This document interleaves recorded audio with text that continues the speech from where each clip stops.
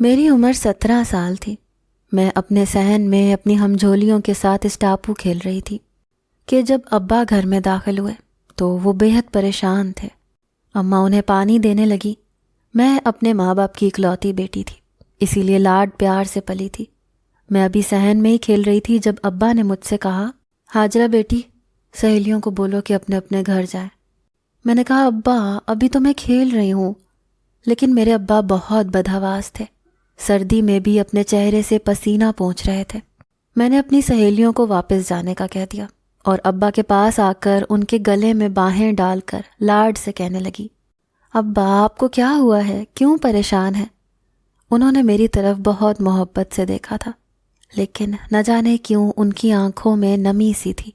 میرے ہاتھ چوم کر کہنے لگے، جا دھی رانی، کمرے میں جا، مجھے تیری اماں سے کچھ خاص بات کرنی ہے۔ میں لاپرواہی سے اپنے کمرے میں آ گئی۔ ابھی مجھے کمرے میں آئے ہوئے کچھ ہی دیر ہوئی تھی جب مجھے اماں کے رونے کی آوازیں آنے لگیں۔ میں تو ڈر گئی کہ آخر اماں کیوں رونے لگی، ایسا بھی ابا نے انہیں کیا کہہ دیا ہے۔ میں جلدی سے کمرے سے باہر آ گئی۔ سامنے اماں بیٹھی رو رہی تھی، ابا گردن جھکائے بیٹھے تھے، شاید وہ بھی آنسو بہا رہے تھے۔ اماں کہنے لگی، ہاجرہ کے ابا، ہماری تو ایک ہی بیٹی ہے، اسے کیسے بلی چڑھا دوں؟ تو نے وڈیرے سائیں کو کیوں منع نہیں کیا؟ کیوں پنچایت کے فیصلے پر سر جھکا کے واپس آ گیا؟ بولنا ہاجرہ کے ابا، کیوں تو نے وڈیرے سائیں کے سامنے چپ سادھ لی؟ میں ابھی بھی نہیں سمجھی تھی کہ ہوا کیا ہے۔ ابا نے وڈیرے سائی کے سامنے کیا غلط کر دیا؟ یہ تو اماں بھی جانتی تھیں کہ ہمارے گاؤں مٹی کے وڈیرے بڑے سخت گیر ہوتے ہیں، ان کے سامنے کوئی اف بھی نہیں کر سکتا۔ انکار کرنے والے کا سر قلم کرنے میں ایک پل نہیں لگاتے، پھر ابا کیسے ان کے سامنے زبان کھول سکتے تھے؟ میری اماں روتے ہوئے میرے ابا کو جھنجھوڑ رہی تھی۔ جب میں اماں کے پاس پہنچ گئی، میں نے کہا، اماں تو ابا سے کیوں الجھ رہی ہے؟ ایسا بھی کیا غلط فیصلہ کر دیا ہے پنچایت نے؟ میری ماں نے جو فیصلہ مجھے سنایا، میرے سر پر تو جیسے آسمان ہی گر گیا تھا۔ تجھے میٹھا مائی کے کنویں کی بلی چڑھانے کا فیصلہ کیا ہے وڈیرے نے۔ لفظ تھے یا موت کا پیغام، میں تو سن کر ہی سانس لینا بھول گئی تھی۔ ہمارے گاؤں میں ہر سال کے آخر میں کنویں کا پانی سوکھنے لگتا تھا۔ میں نے جب سے ہوش سنبھالی تھی یہی سنتی آ رہی تھی کہ کنویں کو کنواری لڑکی کی بلی چاہیے۔ سالہ سال کنواں ہمیں پانی دیتا ہے، اسی لیے سال کے آخر میں وہ ہم سے قربانی مانگتا ہے۔ اسی لیے ایک خوبصورت لڑکی کو دلہن کی طرح سجا کر رات کے اندھیرے میں اس کنویں میں نیچے اتار دیا جاتا ہے، اور پھر پیچھے پلٹ کر دیکھنے کی اجازت کسی کو نہیں ہوتی تھی، چاہے اس لڑکی کی چیخوں کی آوازیں پورے صحرا میں کیوں نہ گونجے، کوئی اس کی مدد کو نہیں پہنچتا تھا۔ ہر سال پنچایت یہ فیصلہ کرتی تھی کہ کنویں پر کس لڑکی کو بلی چڑھانا ہے۔ ہمارے گاؤں کا وڈیرا جس لڑکی کا کہتا تھا، اس لڑکی کو اس کنویں میں پھینک دیا جاتا تھا۔ اگلے روز ہی پانی کنویں میں بھرنے لگتا تھا۔ ہمارے گاؤں میں پانی کا دار و مدار اسی کنویں پر منحصر تھا، اسی لیے پورے گاؤں کی خاطر قربانی کی بلی ایک کنواری لڑکی کو ہی دینی پڑتی تھی۔ اس بار میرا نام اس وڈیرے نے لیا تھا۔ اس وڈیرے کا نام سن کر ہی میرے دل میں نفرت کے جذبات ابھرنے لگے تھے۔ وڈیرا سائیں ایک 40-42 سالہ اونچے لمبے قد اور بھرپور جسامت کا مالک شخص تھا، لیکن اتنا ہی بے حس اور سفاک بھی تھا۔ لیکن گاؤں والوں کے سامنے انصاف پسند بھی بہت تھا۔ ہمارے گاؤں کے سارے فیصلے وڈیرا سائیں ہی کرتا تھا۔ میں نہیں جانتی تھی کہ وڈیرے سائیں نے میرا نام کیوں لیا تھا۔ میں تو کسی کے نکاح میں تھی، اور نکاح والی لڑکی کی بلی آج سے پہلے کبھی نہیں چڑھائی گئی تھی۔ میں نے ابا سے کہا کہ یہ ایک جاہلانہ سی رسم ہے، اور پھر میرا تو نکاح ہو چکا ہے۔ ابا کہنے لگے، میں نے وڈیرے سائیں سے کہا ہے۔ کہنے لگے، تیری بیٹی کے لیے تو مجھے خاص اشارہ ہوا ہے، اگر اس کی بلی نہ چڑھائی گئی تو گاؤں کی کسی لڑکی کی بلی قبول نہیں ہوگی۔ سارے گاؤں کی زندگی کی بقا کا معاملہ ہے، ورنہ سب پیاسے مر جائیں گے۔ یہ سن کر میں رونے لگی۔ زندگی بھلا کسے پیاری نہیں ہوتی؟ میں نے تو اپنی آنکھوں میں اپنی شادی کے لیے ڈھیروں خواب بھی سجانے شروع کر دیے تھے۔ راحیل سے میرا نکاح ہوئے ابھی 1 ماہ ہی تو گزرا تھا۔ بہرحال بلی میری مانگی گئی تھی، اسی لیے چاہے کچھ بھی ہو جاتا یہ گاؤں والے میری بلی چڑھائے بنا چین سے نہ بیٹھتے، کیونکہ کنواں اب تیزی سے سوکھنے لگا تھا۔ میں بہت روئی دھوئی، راحیل اپنی جگہ پریشان تھا، میری ماں کو غم کے مارے بخار ہو گیا تھا، لیکن میں اپنا انجام جانتی تھی۔ مجھے دلہن کی طرح سجایا گیا تھا، میرے آنسو نہیں تھم رہے تھے۔ میں آخری بار اپنی ماں کے گلے لگی تھی اور بلک بلک کر رو پڑی تھی۔ میری والدہ کی حالت تو یوں تھی کہ کاٹو تو لہو نہ نکلے۔ وہ بے جان وجود لیے میرے غم میں نڈھال سی ہو چکی تھی۔ ایک بہت بڑا ظلم تھا، لیکن اس کی کوئی بھی سنوائی نہیں تھی۔ ایک بڑی سی چادر مجھے ڈھانپ کر آدھی رات وہاں کنویں پر لے جایا گیا۔ میرے ساتھ میرے ابا اور گاؤں کے چند بزرگ اور وہ وڈیرا بھی تھا۔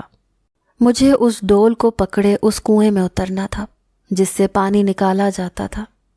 میں ابا کے ساتھ لگ کر بھی خوب روئی تھی، نہ چاہتے ہوئے بھی مجھے اپنی زندگی کی قربانی دینی تھی۔ میں نے سارے کلمے پڑھ لیے، اللہ کا نام لے کر دل میں یہ دعا کی کہ ہر چیز کا خالق اور مالک تو ہے، اگر تو مجھے بچانا چاہے تو کون ہے جو میرا بال بھی بیکا کر جائے۔ میں اندھیری رات میں اس کنویں میں اتر گئی۔ اس وقت خوف کے مارے میری جان نکل رہی تھی۔ کنویں میں بس اتنا ہی پانی تھا کہ میرا آدھا وجود اس پانی میں ڈوبا ہوا تھا۔ میرے آنسو اب بھی بہہ رہے تھے، لیکن میں جانتی تھی کہ میرے پاس دوسرا کوئی راستہ نہیں۔ میرے باپ کی سسکیاں مجھے اور بھی اذیت دینے لگی تھیں۔ کیسے لاڈوں سے انہوں نے مجھے پالا تھا۔ سب لوگ جا چکے تھے اور میں وہاں اکیلی کھڑی تھی۔ مجھے بہت قریب کہیں کتے بھونکنے کی آوازیں آنے لگیں۔ میری خوف کے مارے جان ہی نکلی تھی۔ کتے کی آواز اس قدر قریب تھی کہ مجھے لگ رہا تھا وہ کنویں کے آس پاس ہی موجود ہو۔ حالانکہ موسم سرد تھا، لیکن کنویں کا پانی نارمل تھا۔ میں نے تو سنا تھا کہ دلہن کے کنویں میں اترتے ہی کنویں کا پانی تیزی سے اوپر ہونے لگتا ہے، یہاں تک کہ وہ لڑکی اس میں ڈوب کر مر جاتی ہے۔ لیکن مجھے وہاں کھڑے کھڑے 2 گھنٹے بیت چکے تھے۔ پانی کی سطح اتنی کی اتنی ہی تھی۔ مجھے تو اب ان کتوں سے ڈر لگ رہا تھا جو اس کنویں کے آس پاس ہی کہیں منڈلا رہے تھے، کہ خدا نہ خواستہ کہیں وہ کنویں میں ہی نہ کود جائیں۔ وہ تو میری بوٹی بوٹی نوچ کر مجھے کھا جاتے، اور میں ایسی اذیت ناک موت نہیں مرنا چاہتی تھی۔ یہ سوچ کر ہی میرا خود پر اختیار ختم ہوا۔ میں سسکیاں بھر بھر کر رونے لگی۔ اس وقت اگر میرے بہت قریب کوئی تھا تو وہ میرا رب تھا، جس سے میں مدد کی طلبگار تھی۔ میری جان ہی تو نکل گئی تھی جب اس کنویں میں کوئی بے ساختہ کودا تھا۔ کتا؟ مجھے پہلا خیال یہی آیا تھا۔ میں بے ساختہ چلانے لگی، اپنے بچاؤ کے لیے پکارنے لگی، لیکن میں یہ بھی جانتی تھی کہ مجھے کوئی بھی بچانے نہیں آئے گا۔ کسی نے مجھے دبوچنا شروع کیا۔ مجھے لگا اب یہ کتا مجھے کاٹ کے کھانا شروع کر دے گا۔ مجھ پر اس قدر وحشت طاری ہوئی کہ میں بے ہوش ہو کر اسی کنویں میں گر گئی۔ لیکن جب مجھے ہوش آیا تو میں کوٹھڑی نما کمرے میں ایک پرانی سی چارپائی پر لیٹی تھی۔ کمرے میں ہلکی ہلکی روشنی تھی۔ مجھے یقین نہیں آ رہا تھا کہ میں زندہ ہوں، اور میں یہاں کیسے پہنچی؟ میں تو کنویں میں گر چکی تھی۔ میں چارپائی سے اٹھ کر بیٹھ گئی۔ وہ ایک چھوٹا سا کوٹھڑی نما کمرہ تھا۔ روشن دان سے روشنی چھن کر اندر آ رہی تھی۔ روشن دان بہت اوپر بنا ہوا تھا، جہاں سے آتی سفید روشنی مجھے صبح ہونے کی نوید سنا رہی تھی۔ اس کوٹھڑی نما کمرے کی دیواریں بے حد اونچی اونچی تھیں۔ روشن دان بھی بہت چھوٹا سا تھا کہ جہاں سے کوئی باہر نہ نکل سکے۔ میں نہیں جانتی کہ میرے ساتھ یہ سب ہو کیا رہا ہے۔ کیا کنویں والی بات ایک من گھڑت کہانی تھی اور حقیقت کچھ اور تھی؟ کیا اس کنویں کی آڑ میں گاؤں کی لڑکیوں کے ساتھ کوئی اور گھنونا کھیل کھیلا جا رہا تھا؟ میرے ذہن میں ایک کے بعد ایک دل دہلا دینے والے خیالات گھومنے لگے۔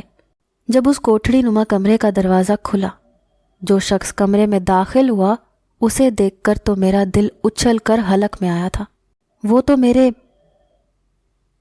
ہمارے گاؤں میں عورتیں گھونگھٹ نکالے باہر نکلتی تھیں، کیونکہ وڈیرے کے اوباش بیٹے عورتوں کے ساتھ چھیڑ چھاڑ کرنے سے باز نہیں آتے تھے، اور خوبصورت عورتیں ان وڈیروں کی کمزوری ہوتی تھیں۔ اس لیے ہم لڑکیوں کو کم عمری میں ہی باہر جانے پر پابندی لگا دی جاتی تھی، اور اگر کبھی باہر جانا بھی ہوتا تو گھونگھٹ نکالنے کی خاص تاکید کی جاتی تھی۔ ہمارے مٹھی گاؤں میں ہندو مسلم دونوں قومیں آباد تھیں۔ ہم میں اتفاق بھی بہت تھا۔ اسی لیے میری سہیلی مالا، جو کہ ہندو لڑکی تھی، اس کی شادی پر میں اماں کے ساتھ ہی گئی تھی۔ اس کی مہندی کی رسم پر ہم سب سہیلیاں مل کر گھونگھٹ نکالے ہوئے تھیں۔ ویسے تو صحن میں مرد موجود نہ تھے، لیکن شادی کے کھانے کے انتظامات کے لیے ہمارے سب گاؤں والے مرد مل کر کام کرتے تھے۔ پہلی بار میرا ٹکراؤ وہیں پر راہیل سے ہوا تھا۔ وہ کھانا عورتوں کی جانب دے رہا تھا اور میں اس کے ہاتھ سے چاول کے تسلے پکڑے آگے عورتوں میں بڑھا رہی تھی۔ چونکہ لڑکیوں میں سب سے کم عمر وہاں میں ہی تھی، اسی لیے مجھے ہی کہا گیا تھا کہ کھانا پکڑ کر پکڑاتی جاؤ۔ کام کی عجلت کی وجہ سے مجھے اپنے گھونگھٹ کا خیال نہیں رہا تھا۔ نہ جانے کب وہ راہیل کے سامنے سرک کر اتر گیا۔ وہ مجھے دیکھ کر دم بخود سا رہ گیا۔ میری گوری رنگت، خوبصورت نقوش دیکھ کر وہ شاید کچھ پل کے لیے اپنے ہوش کھو بیٹھا تھا۔ اس کی نظروں سے مجھے اپنی بے پردگی کا احساس ہوا۔ میں نے فوراً سے اپنا گھونگھٹ ٹھیک کیا تو میری اس حرکت پر راہیل ہنس پڑا۔ کہنے لگا، تمہارا چاند چہرہ تو اب میں نے دیکھ لیا۔ اس کے یوں ہنسنے پر میں بوکھلاہٹ کا شکار ہو گئی، اسی لیے میں بھاگ کر اندر جانے کے بجائے بدحواسی میں بیٹھک کی جانب بڑھ گئی، جہاں سب مرد بیٹھے تھے۔ میں نہیں جانتی تھی میری یہ افراتفری میرے لیے موت کا پیغام بن جائے گی۔ میں بری طرح سے کسی سے ٹکرا گئی تھی۔ جب میں نے سامنے دیکھا تو وہ وڈیرے سائیں کا بڑا بیٹا تھا۔ نہ جانے کب سے وہ وہاں کھڑا مجھے ہی دیکھ رہا تھا۔ میں فوراً سے اس کے پاس سے پیچھے ہٹ گئی، حالانکہ اس وقت میں گھونگھٹ میں تھی، لیکن میں نہیں جانتی تھی کہ کھانا دیتے وقت میرا گھونگھٹ سرک جانے پر راہیل کے علاوہ وہاں وڈیرے کا بیٹا بھی مجھے دیکھ چکا ہے۔ میں واپس زنان خانے کی طرف چلی گئی۔ اس کے بعد میں دوبارہ باہر نہیں گئی تھی۔ میرا دل بہت زور زور سے دھڑک رہا تھا۔ راہیل ایک خوش شکل 20 سالہ نوجوان تھا، لیکن نہایت ہی شریف بھی تھا۔ میرے ابا کے دوست کا بیٹا تھا۔ شادی کی دیگیں پکانے اور شادی والے گھر میں کھانا دینے کا کام وہ اپنے ابا کے ساتھ مل کر کرتا تھا۔ ابا اس کی شرافت کا اکثر گھر پر ذکر کیا کرتے تھے۔ چند روز گزرنے کے بعد راہیل کے گھر سے میرے لیے رشتہ آ گیا۔ میرے ابا کو تو وہ پہلے ہی بہت پسند تھا، اسی لیے ابا نے ہاں کر دی۔ میری منگنی کی رسم بھی ادا ہو چکی تھی، لیکن میرے لڑکپن کا یہ عالم تھا کہ اب بھی اپنے سے چھوٹی عمر کی لڑکیوں کے ساتھ کنچے کھیلتی، تو کبھی صحن میں اسٹاپو کھیلنے لگتی تھی۔ کنویں سے پانی بھرنے اکثر میں ہی جایا کرتی تھی، اور اب میری وہیں راہیل سے ملاقات ہو جاتی تھی۔ وہ مجھے بہت پسند کرنے لگا تھا اور مجھے بھی وہ اچھا لگتا تھا۔ مجھ سے کہتا تھا، اماں شادی کے لیے 2 سال کا کہہ رہی تھی، لیکن میں نے اماں سے کہہ دیا کہ 1 سال ہی اپنے صبر کا امتحان دے سکتا ہوں۔ میں اس کی اس قسم کی جذباتی باتوں پر نروس سی ہونے لگتی تھی۔ ایک دن ہم دونوں کنویں کے پاس بیٹھے باتوں میں مصروف تھے، جب وہاں وڈیرے کی گاڑی دھول اڑاتی ہوئی ہمارے پاس سے گزری۔ اتفاق یہ تھا کہ اس وقت میں نے گھونگھٹ بھی نہیں نکالا تھا، کیونکہ راہیل میرا چہرہ ہی تو دیکھنے آتا تھا، اسی لیے میں اس کی یہ خواہش رد نہیں کر سکتی تھی۔ یوں اچانک سے وڈیرے کی گاڑی نے گزرتے ہوئے جب ہم پر دھول اڑائی تو میں چلا کر غصے سے بول اٹھی، اوئے اندھے ہو کیا؟ نظر نہیں آتا تمہیں؟ یہ ایک بے ساختہ عمل تھا۔ راہیل نے مجھے فوراً سے ٹوک دیا اور چپ ہونے کا اشارہ کیا، لیکن وہ اوباش وڈیرا سن چکا تھا۔ اس نے گاڑی ریورس کی اور عین ہم دونوں کے سامنے کھڑی کر دی۔ اپنا کالا چشمہ اتار کر مجھے دیکھنے لگا۔ میں بھی اسی کو غصے سے گھور رہی تھی۔ وہ گاڑی سے نیچے اتر آیا۔ اس وقت اس کے ساتھ 3 گارڈز اور بھی تھے۔ اسے یوں باہر آتا دیکھ کر راہیل نے مجھے اپنے عقب میں چھپا لیا اور خود اس وڈیرے کے بیٹے کے سامنے کھڑا ہو گیا۔ وہ راہیل کی اوٹ میں مجھے چھپا دیکھ کر پوچھنے لگا، یہ مجھے اندھا کہنے کی جرت کس نے دکھائی ہے؟ وہ بڑے باروب لہجے سے بولا تھا کہ اندر سے میرا دل بھی گھبرا سا گیا تھا۔ راہیل نے کہا، وہ میں نے کہا تھا، وہ اچانک سے آپ کی گاڑی آ گئی تھی تو خاک ہم پر آ گری تھی، اس لیے بے اختیار زبان پھسل گئی۔ راہیل خود بھی گھبرا گیا تھا۔ وہ شخص اپنی تیز نظروں سے مجھے ہی دیکھ رہا تھا۔ راہیل سے کہنے لگا، تیری آواز کب سے زنانہ ہو گئی؟ چل ہٹ پیچھے، مجھے اس لڑکی سے بات کرنی ہے۔ اس نے راہیل کو بازو سے پکڑ کر پیچھے کیا اور میرے سامنے آ کر کھڑا ہو گیا۔ میں بے حد گھبرا گئی تھی۔ کہنے لگا، بڑی اکڑ ہے تم میں، ہماری طاقت کا شاید تمہیں اندازہ نہیں ہے، اگر ہوتا تو زبان سنبھال کر بات کرتی۔ چل میرا جوتا صاف کر۔ اس کی بات اور لہجے میں اپنی دولت کا گھمنڈ تھا۔ میں بھی اپنے لاڈ میں پلی تھی، کبھی کسی کے سامنے جھکنا تو میں نے بھی نہیں سیکھا تھا، اسی لیے صاف انکار کر دیا۔ میرے انکار پر تو وہ گھمنڈی شخص متعجب سا ہوا، مجھے بالوں سے پکڑ کر زبردستی اپنی گاڑی میں بٹھانے لگا۔ راہیل کو دونوں گارڈز نے پکڑ رکھا تھا۔ سائیں اسے چھوڑ دو، سائیں اس کے بدلے میں معافی مانگ لیتا ہوں۔ راہیل کی جان پر بنی تھی، وہ منت سماجت پر اتر آیا۔ اس کی طاقت کو شاید جانتا تھا۔ میں رونے لگی، میں نے کہا مجھے چھوڑو، مجھے کہاں لے کے جا رہے ہو؟ لیکن وہ شخص مجھے اپنی گاڑی میں بٹھا چکا تھا۔ وہ میرے ساتھ ہی پچھلی نشست پر بیٹھ گیا اور اپنے ایک گارڈ کو گاڑی چلانے کا کہنے لگا۔ وہ گارڈ حکم کا غلام تھا، اس نے ڈرائیونگ سیٹ پر بیٹھ کر گاڑی چلا دی۔ اس شخص نے میرے بال چھوڑ کر میری کلائی بہت مضبوطی سے پکڑ لی تھی۔ میں اس سے اپنا ہاتھ چھڑوانے کی کوشش کر رہی تھی۔ راہیل اس کی گاڑی کے پیچھے بھاگ رہا تھا، بار بار یہی کہہ رہا تھا کہ ہاجرہ کو چھوڑ دو۔ میں نے اس شخص کے ہاتھ پر اپنے دانت بڑی زور سے گاڑ دیے۔ اس نے میرا ہاتھ چھوڑ دیا اور غصے سے میرے منہ پر زوردار تماچا مارا، کہنے لگا کمینی، مجھ پر زور آزمائی کرے گی؟ تجھے تو میں حویلی کے قید خانے میں اپنی کنیز بنا کے رکھوں گا، تیرا وہ حشر کروں گا کہ اپنا چہرہ نہیں پہچان پائے گی۔ وہ کسی شیر کی طرح سے مجھ پر دھاڑا تھا۔ راہیل ابھی بھی میری گاڑی کے پیچھے بھاگ رہا تھا۔ اس شخص کے تھپڑ سے مجھے لگا میرا گال دہک سا گیا ہو، لیکن مجھے پرواہ نہیں تھی۔ میں اپنا بچاؤ کرنے کی کوشش کر رہی تھی جب گاڑی حویلی کے اندر داخل ہوئی۔ بہت وسیع و عریض لان تھا، پورچ میں 3 گاڑیاں پہلے سے بھی کھڑی تھیں۔ گاڑی کے رکتے ہی وہ شخص گاڑی سے نیچے اترا اور میری کلائی پکڑے مجھے گھسیٹتے ہوئے نیچے اتارا۔ میرے لاکھ احتجاج کرنے کے باوجود وہ مجھے اندر لاؤنج میں لے کر گیا۔ وہاں پہلے سے ہی بڑے وڈیرے کے ساتھ بہت سے گاؤں کے مرد بیٹھے تھے۔ وڈیرا انہیں اپنے انصاف کا کوئی قصہ سنا رہا تھا۔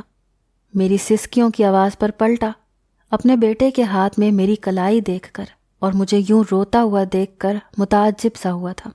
اس کے بیٹے کو بھی شاید اندازہ نہیں تھا کہ اس کا باپ یہاں اپنی مجلس لگائے بیٹھا ہوگا۔ میں نے اپنی کلائی اس کے گھٹیا بیٹے کے ہاتھ سے چھڑوائی، پھر میں اس وڈیرے کے پاس چلی گئی۔ میں نے کہا آپ انصاف پسند ہے، میں نے سنا ہے آپ انصاف کی خاطر اپنے بچوں کو بھی نہیں دیکھتے۔ میری بات پر وہ وڈیرا کچھ گھبرا سا گیا، کہنے لگا ہاں ٹھیک سنا ہے۔ میں نے کہا آپ کے بیٹے نے میرے منہ پر تھپڑ مارا ہے، مجھے برباد کرنے کی دھمکی دی ہے۔ آپ بتائیں کہ اپنے بیٹے کے معاملے میں آپ کیا انصاف کریں گے، اسے کیا سزا دی جائے گی؟ وڈیرے سائیں نے بڑے خطرناک تیوروں سے بیٹے کو دیکھا، پھر اپنی کرسی سے اٹھ کر اپنے بیٹے کے پاس آئے اور ایک زوردار تھپڑ اس کے منہ پر مارا۔ وہ شخص اپنے باپ کو بڑی حیرت سے دیکھنے لگا۔ پھر وڈیرے نے اس سے کہا کہ وہ مجھ سے اپنے رویے کی معافی مانگے۔ اس شخص نے باپ کے کہنے پر مجھ سے معافی مانگ لی۔ پھر اس وڈیرے نے گارڈ کو کہا کہ اس بچی کو اس کے گھر چھوڑ کر آؤ۔ میں نے کہا میں خود چلی جاؤں گی۔ میں ان کی حویلی سے جیسے ہی باہر نکلی، راہیل وہیں کھڑا تھا۔ مجھے دیکھ کر اس کی جان میں جان آئی تھی۔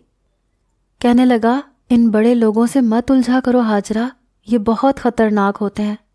میں نے اسے ساری بات بتا دی، لیکن وہ پھر بھی مطمئن نہیں تھا۔ اس نے چند دنوں میں مجھ سے نکاح کر لیا تھا۔ چند ماہ بعد ہی رخصتی بھی تھی، لیکن اس سے پہلے ہی میرے خلاف یہ چال بڑے وڈیرے نے چلی تھی۔ اپنے گھمنڈی بیٹے کی ضد پوری کرنے کے لیے وہ یہی کرتا تھا۔ جو لڑکی اس کے بیٹے کو پسند آتی، اس لڑکی کو گاؤں والوں کے سامنے کنویں میں پھینکوا دیتا۔ کنویں کے اندر اس نے ایک پائپ لائن ڈلوائی تھی، جہاں سے کنویں کا پانی آنا اور نہ آنا وڈیرے کے اشارے کا محتاج تھا۔ میرے کمرے میں وہ وڈیرا ہی کھڑا اپنی مکروا ہنسی ہنس رہا تھا۔ کنویں کا راز تو میں جان گئی تھی، لیکن یہاں سے بچ کر کیسے جاتی؟ وہ شخص کہنے لگا تو میرے بیٹے کی ضد ہے، اسی لیے ممکن ہی نہیں تھا کہ میں تجھے چھوڑ دیتا۔ تو نے تو میرے ہاتھوں میرے بیٹے کو تھپڑ پڑوایا تھا۔ اس کے بعد اس شخص نے اپنے گارڈ کو بلایا، انہیں کہنے لگا کہ اس کے ہاتھ کو پیچھے باندھو اور منہ اور آنکھوں پر بھی پٹی باندھ دو۔ اس گارڈ نے یہی کیا۔ پھر میرا بازو پکڑ کر مجھے اس کوٹھڑی نما کمرے سے نکال کر گاڑی میں بٹھا دیا گیا۔ کچھ ہی دیر بعد گاڑی رک گئی۔ مجھے پھر سے کسی نے بازو سے پکڑ کر گاڑی سے نیچے اتارا۔ مجھے اپنا بھیانک انجام صاف نظر آ رہا تھا۔ وہ شخص تو مجھے چھوڑے گا نہیں۔ پھر مجھے کسی جگہ لے جا کر زمین پر دھکیلا گیا۔ میں بے بسی سے رسیوں سے بندھی وہیں گری پڑی تھی۔ جب کچھ دیر بعد ہی مجھے کمرے کے بند ہونے کی آواز آئی۔ پھر قدموں کی چاپ سنائی تھی۔ میری آنکھوں سے پٹی کھولی گئی۔ سامنے مجھے اسی شخص کا چہرہ نظر آیا جس سے مجھے سخت نفرت تھی۔ وہ خباثت سے مسکرا رہا تھا۔ مجھے بے بسی سے اپنے سامنے بندھے دیکھ کر ہنسنے لگا۔ بڑا اکڑ رہی تھی اس دن میرے سامنے۔ تو کیا سمجھتی ہے ہم اپنے مجرم کو یوں ہی چھوڑ دیتے ہیں؟